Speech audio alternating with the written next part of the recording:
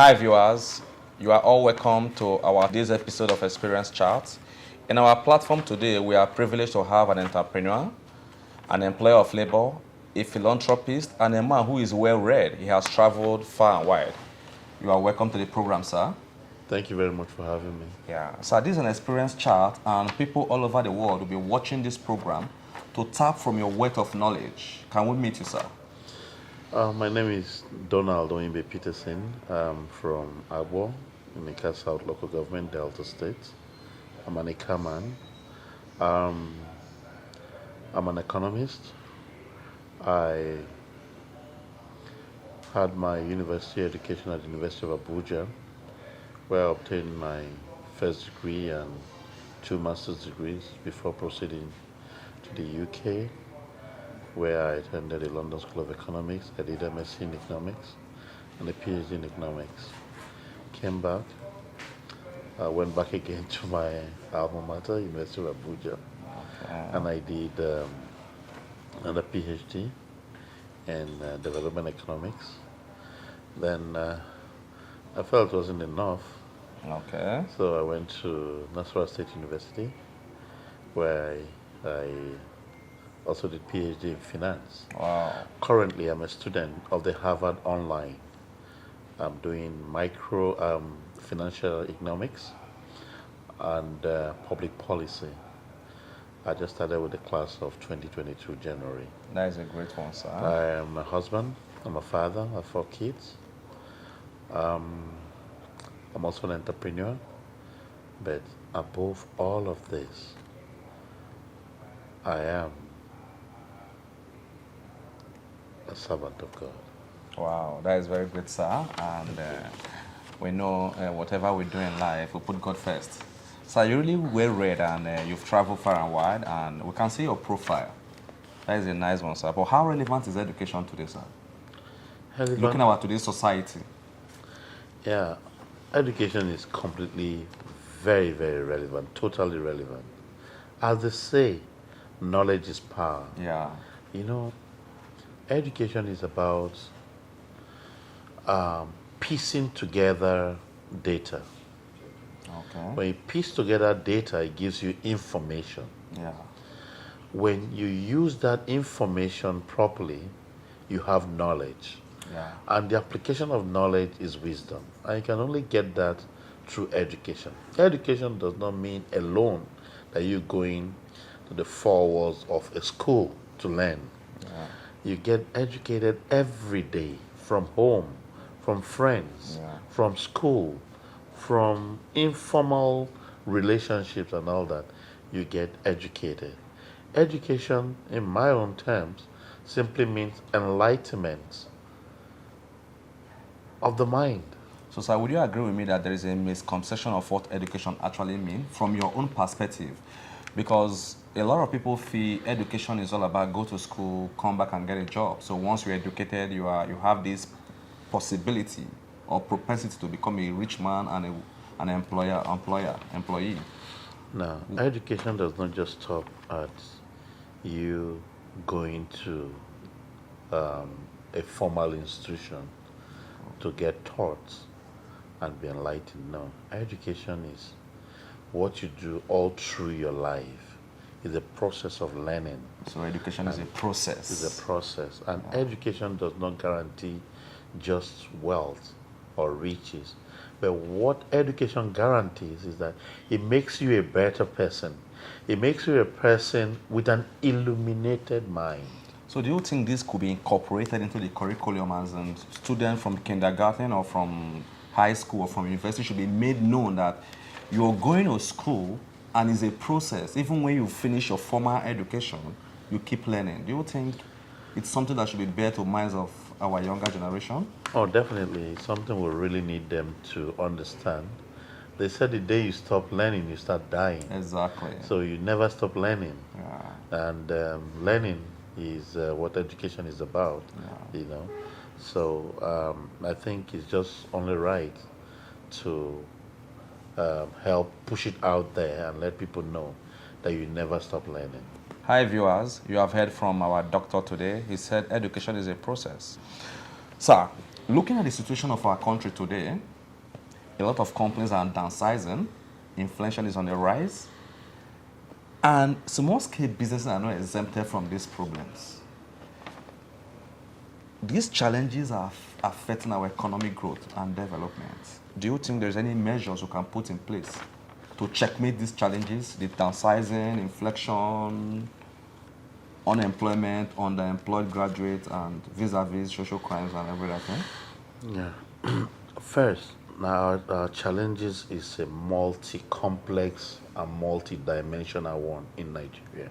Okay. First, the bane of our problem is discipline and acquired taste.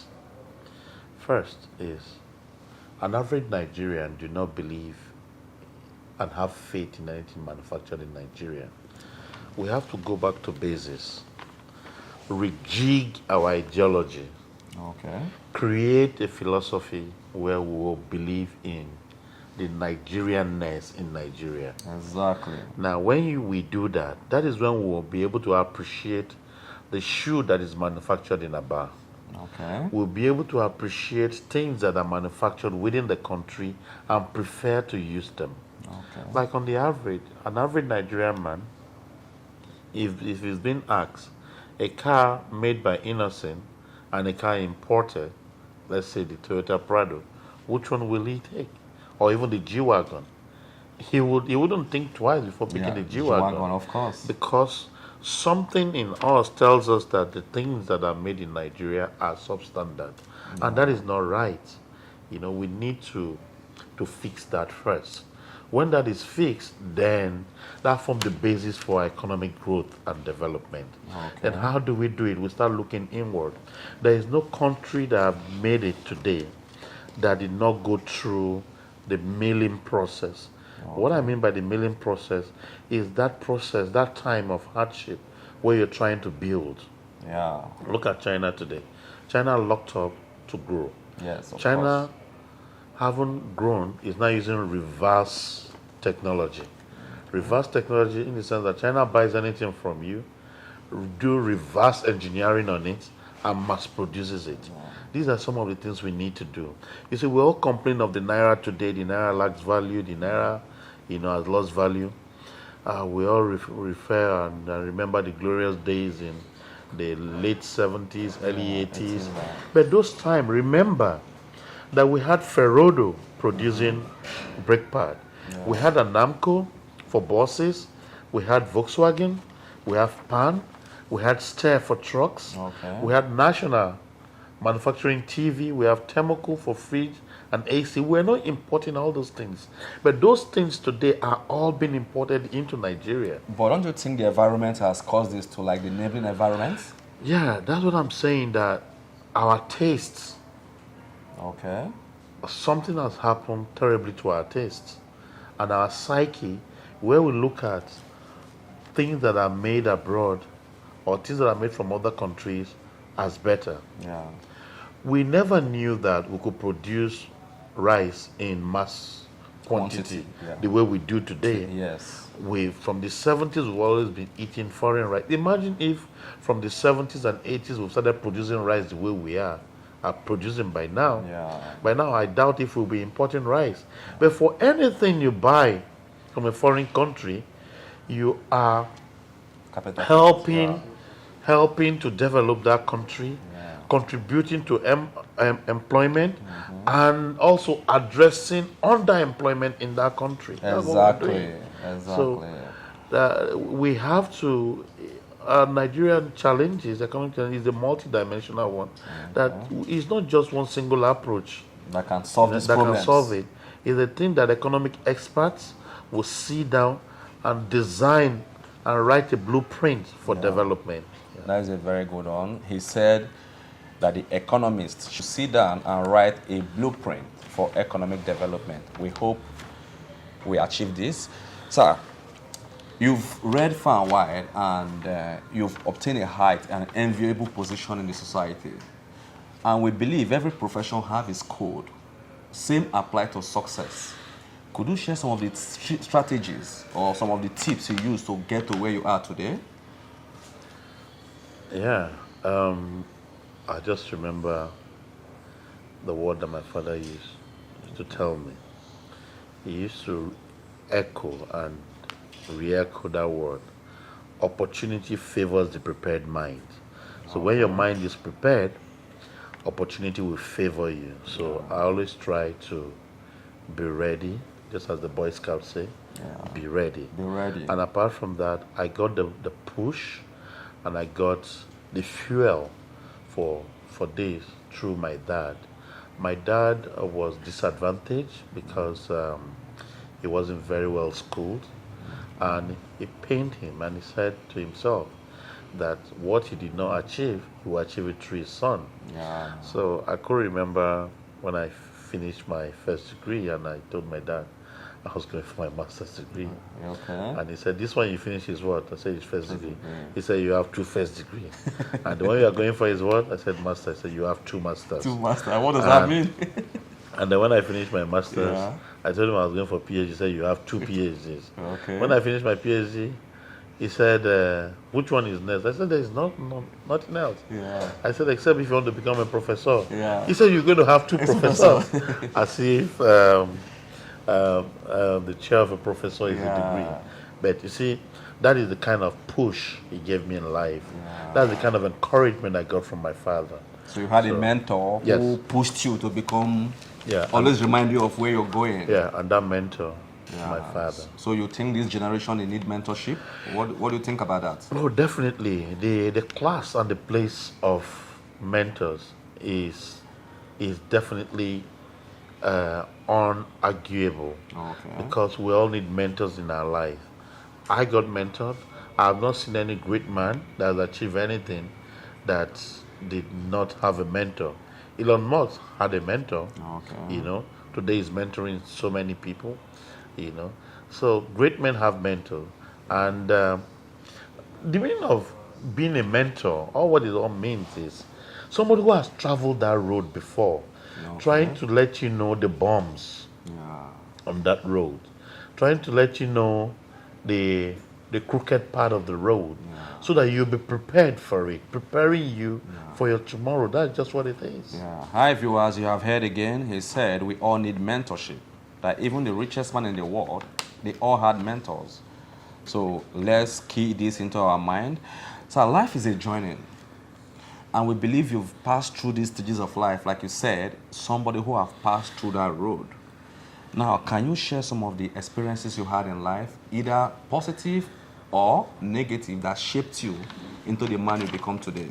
Okay, I had quite a number of experiences. Okay. But the first one, which was a shocker, was when I finished my secondary school. I did my JAMB. I scored 277, and I was given admission to University of Benin on merit to study medicine.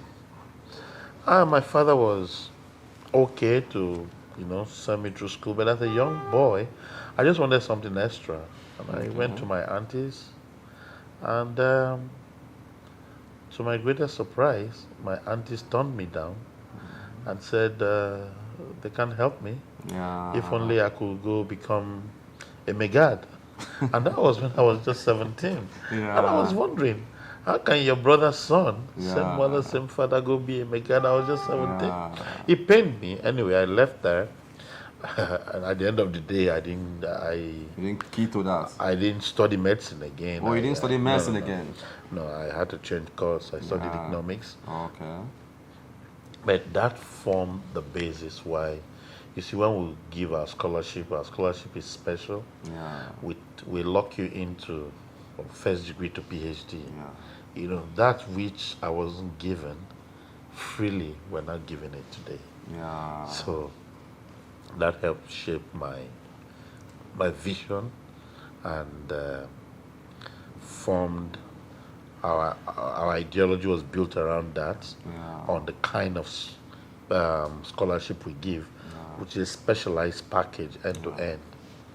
So we've seen that you are an employer of labor also, despite being a philanthropist, having a foundation where you help people, give us scholarship, train people to school, help the less privileged.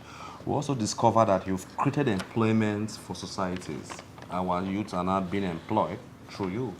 What instigates you? What made you, as in what gave you that mindset to look at, instead of using these boys as my talks, as boys around me, to be trying to create a source of livelihood for citizens? You see, we've all gotten to a stage where we are parents now. Would you use your child, your son or your daughter as a dog? I hope you're hearing that. No one will do that. That's one. Then secondly, these youngsters that you see outside are people's children. Now, as people's children, their father and their mother have aspiration, for their children. They have expectations for their children. The same way I have for my children.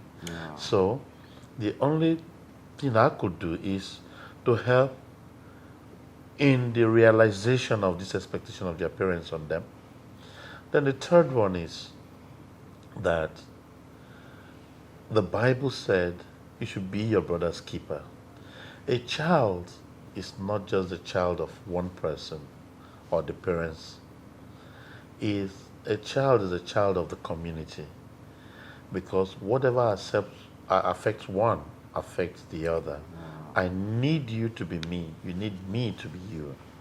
So for that reason, we rose to help the little way we can to address the issue of unemployment and underemployment, the best way we can. Thank you very much for that. You've heard, he said every parents have expectation for their children. So you are there who uses others' children, who doesn't care about your neighbors. He said a child is a community child. Today, he has created a platform where he gives a scholarship to people. He's helping people, not only his immediate family. So it's a beautiful thing that we had this experience with you. Now, sir, we understand that life itself is a risk. And for you to succeed in life, you must take certain risk. And we also have our fears, sir.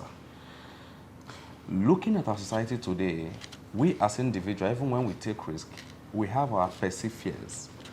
Do you have any perceived fears as an individual while you grew up or in the environment you find yourself? Do you see any a perceived fear or something that makes you feel this is a time bomb? It could explode in our environment, in the society you find yourself, or? Anyway, I think I was born lucky because of the kind of dad I had. My father taught me so well about things had to do with life and death. And one of the things my father told me is that we will not live this life alive, you understand? Yeah. And he also taught me that it's not in the number of days or years you live. It is in the quality of life that you live. Yeah, and that quality is directly proportional to the number of life and impact that you make to humanity. So based on that, I've never had any fear. Okay. I've never seen life as risk. All I do is do my maximum best to reach out to people, live according to the dictates of my conscience in relation to what is written in the Bible. And that's it. And we've been forging ahead since then. Yeah, so we've seen that you have so much knowledge of the Bible and you're a Christian. And how has this shaping you too? The Bible said, teach the child the ways of the Lord, and when he's grown up, he will not depart from it. And that's the way I was brought up, that's the way I was taught. And for me, it has helped in no small ways to shape the way I look at things and the way I relate to it, my environment. And I think the joy of the Lord has really helped. The knowledge of the Word of God has greatly shaped my life and helping me in everything I do. All right, thank you, sir, for this chip chat. It's a beautiful thing chatting with you. He said that the Word of God has shaped him also to the kind of life he lives today. So a quick one, while we wrap up. Nigerians, youths who aspire to walk beyond your shoe or to walk in your shoe, what best advice would you give to them? First, that nothing good comes easy. You need to work hard and you need to work smart. Success is not just a destination. Success also is a process. Dangote did not wake up to be Dangote just in one day. Exactly. Dangote told his story of how he made losses and his successes. But one thing we all know about life is nobody rejoices when you are a failure. Yeah. Nobody rejoices with failure. They said that an orphan is nobody's friend. Yeah. You know, failure is an orphan. Yeah. Okay, but success, everybody identifies with success. Even Bible Yeah. said it. So that is why you must work hard, alone and quietly. Okay. Then success is what the end product is, and that's what the world celebrates. That's a You beautiful must know answer. that. Yeah. But the process of achieving success is not just what you wake up and you have it. Yeah. And it doesn't come by diabolic means. Okay. All these things that youngsters do, they call the Yahoo plus plus and all that. Get Nowhere. quick, get rich quick syndrome, you know. Yeah, it comes by you identifying what is needed in the society, the need in the society, providing that solution or meeting that solution, and the society or the economy pays you back for the services you've rendered. Provided. Just imagine this. If one man sells the air that we breathe, do you know how rich that man will Yeah. be? You know? So the age we're living in is the age of innovation. Okay. I trust the kind of young people and our young youth in Nigeria are very creative, dynamic, and innovative. That they'll be able to look inward or reach down inside them and come up with something creative. Look at Davido. Yeah, his father is rich, Yeah. but he did not rely on the fact that his father is rich. Exactly. He worked hard. Davido works very hard. Yeah. Told his own parts. Yeah. Look at Wizkid. Yeah. He came from not Normal a rich background, home. Yeah. But today, he's world famous. Yeah. He reached down into himself and brought something good, something that the world is yearning for, Yeah. to address a need. Yeah. You know. So what my advice to young people is look around you. Search for things that the world needs. Then go inward. Reach out for those resources that is needed, that God has placed in you, because everybody has been given talent. It's right inside you. But you have to dig deep to find that talent. You bring it up, you dust it, and you sell it to the world. Exactly. Once it's accepted, success is guaranteed. Thank you, sir. Hi, viewers. You have heard from our host today, Dr. PETERSON. He has given us tips on how to succeed in life. One of the key silent words he said is, look at those things the environment is lacking. Check inward what God has given to you. Create a service, and success will be the next thing. And success, he said, is a process. You don't just wake up and become a billionaire. So thank you for having this time to spend time with us to share your experience in life. I believe the creative Nigerian youth will tap in from your wealth of knowledge, and I bet you in no distance time, you're going to be seeing a lot of innovation. I know they will key into your advice because you are a role model in the society. Thank you very much for having us in this program. Thank you too for having me. Thank Truly you, sir. appreciate it. Thank you, sir. Thank you. Hi, viewers. You have heard from the Hustle Smart, and he has given us tips on how to succeed. In our experience chat today, we're privileged to have Dr. PETERSON Dona.